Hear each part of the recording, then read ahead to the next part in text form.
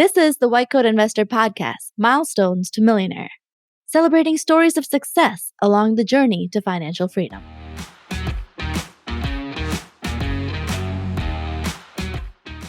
This is Milestones to Millionaire Podcast number 73, Resident Pays Off Student Loans.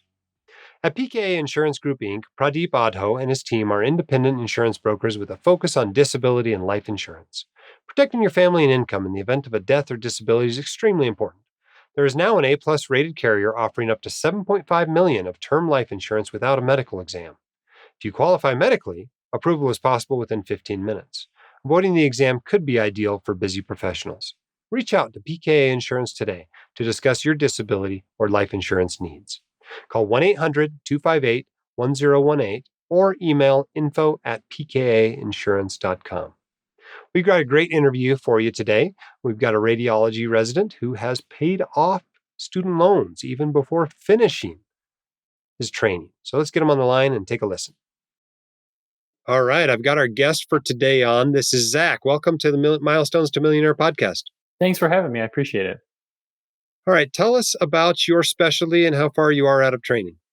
So I'm in diagnostic radiology. I'm not yet out of training. I have, a month and a half to go before I finish out my residency and then 1-year fellowship and then into practice after that.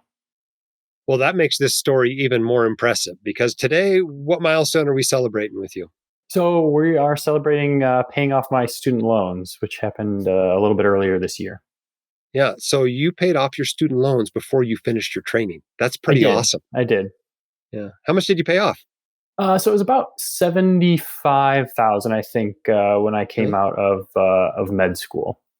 Okay, so I think the obvious question for most people listening out there, knowing the average medical student graduates with over 200, is how did you get out with only 75? Yeah, so major factor, I think, being going to an in-state med school that has, I guess, comparatively a relatively low tuition. I think it was somewhere between $30,000 and $35,000 a year. So that helped a lot, obviously. I managed to minimize it. I guess the other major factor was I had a little bit of money left in a 529. My parents had planned and saved to pay for college for myself. And I got, I think, something like a half ride scholarship to where I went to undergrad. So that saved a little bit of money in the 529. So I think I maybe had 40 to 60 grand range in a 529 that helped offset a good chunk, the first couple of years of med school. So that was obviously a huge help.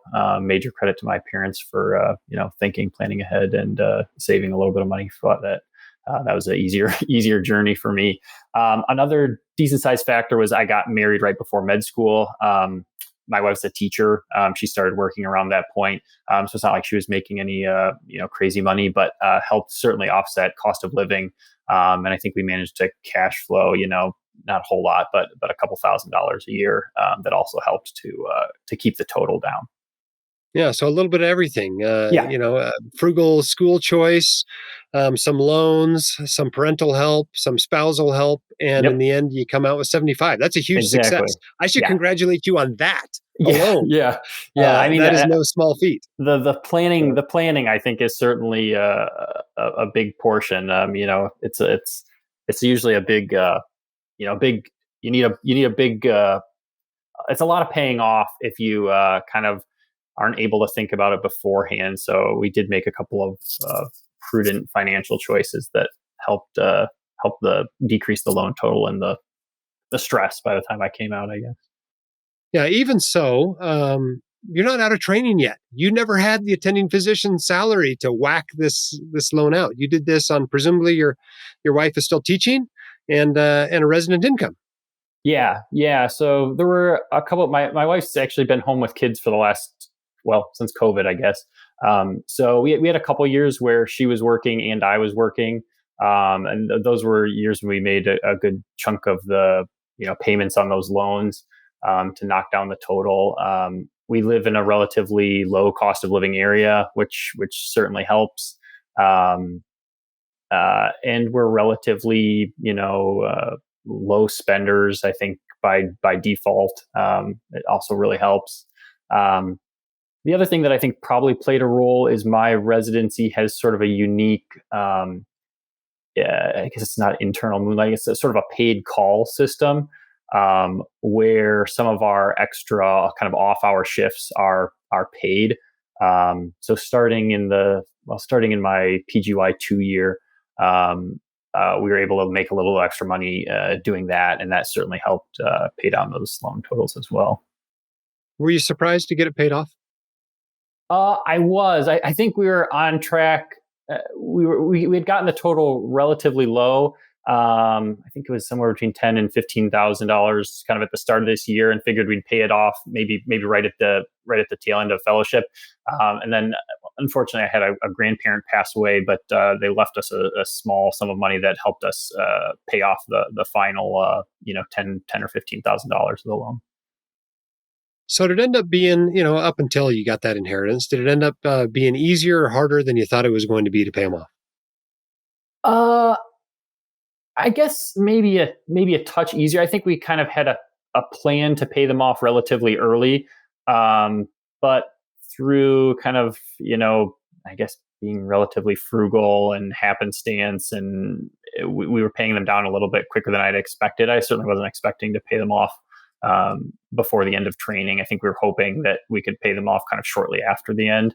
But yeah, I think just our general kind of savers mentality helped us a little bit in terms of kind of just throwing a little bit of money at it whenever we kind of had leftover funds. So how did it feel knowing this debt was taken care of, or just about taken care of, as you underwent your job search? Did this affect what kind of jobs you considered and how you negotiated? What effect did this have in your life to not have a $200,000 or $300,000 or $400,000 student loan hanging over your head? Yeah, it definitely did. It definitely did have an impact on what I was looking for. I think if I would have had some sort of real large, six-figure student loan burden, I would have more strongly considered that I might have needed to done some, work in a setting that allowed me to access some sort of, student loan payoff program. I had known relatively early that I didn't think that that's the route that I wanted to go down. So considering that I probably was going to end up working in private practice, and that's kind of the jobs that were going to be accessible to me in the area that I wanted to live. So knowing that, I kind of knew that I would probably be paying off the loans on my own going forward. In addition to the relatively small loan burden, I knew that if I was paying on those loans for 10 or 20 years, they would most likely be gone anyway, and that I wouldn't be accessing some sort of free student loan payback at the end, which is why I refinanced them relatively early after I came out of med school. So it was a little bit of planning ahead because I knew kind of the job I wanted, and a little bit of being able to take advantage of that because I didn't have the burden of those student loans going forward. So I did. I actually signed already for a private practice job that's probably a little bit more maybe lifestyle oriented than I would be able to if I had some sort of big six-figure debt hanging over my head.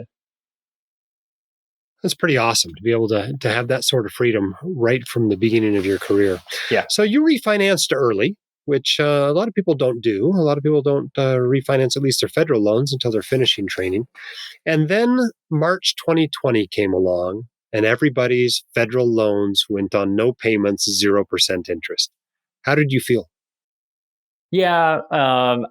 I was not really a huge deal for me. I guess a little bit of a missed opportunity there, but couldn't have planned for that in hindsight. So nothing really that I could do.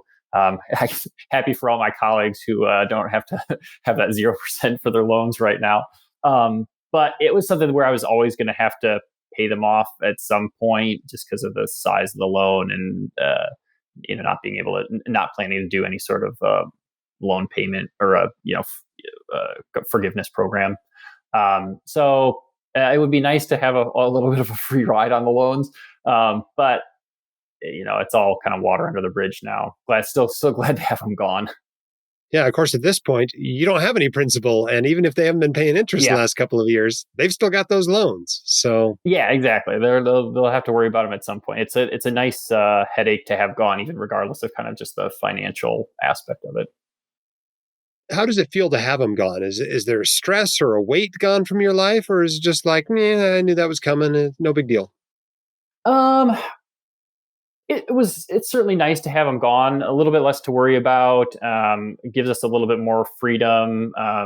We have a couple of kids, so it's important to have a little bit more freedom with our money than we would have if I was still making the loan payments and would have to kind of worry about making larger ones coming up as I got out of training.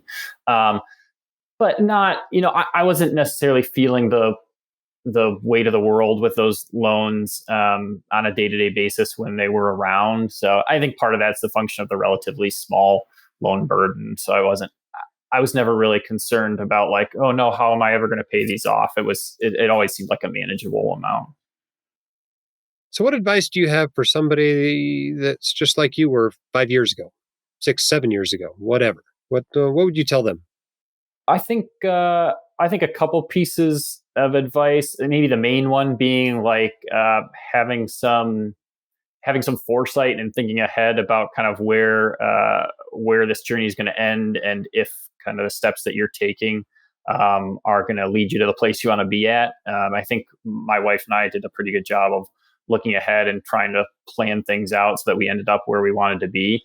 Because if there's a lot of easy decisions you can make, regarding school choice, specialty choice, that can lead you into a place where you have, big student loans that you're kind of wondering about, how you're going to have to deal with. Or you might need to take some steps that, aren't ideal for your life to have to deal with.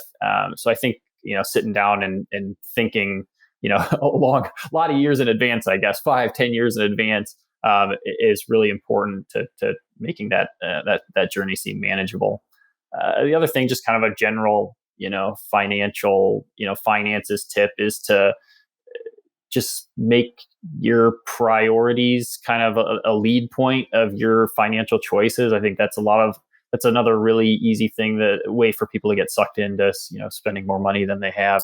Um, is just not prioritizing, because if you're not thinking actively about what you and your family want, you kind of end up getting sucked into spending the way everyone else does on things that may or may not matter to you. Yeah, awesome. That's good advice. Well, congratulations to you, Zach. You've Thanks. accomplished something very impressive, not only getting your med school paid for, but getting it paid for before you even finished your training.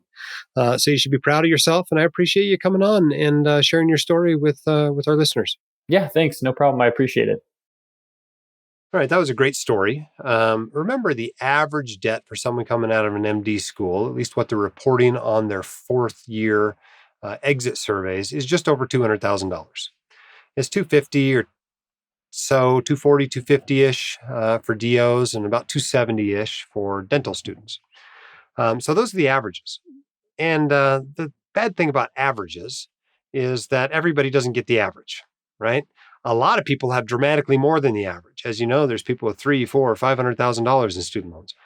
But that also means half the people have less than the average.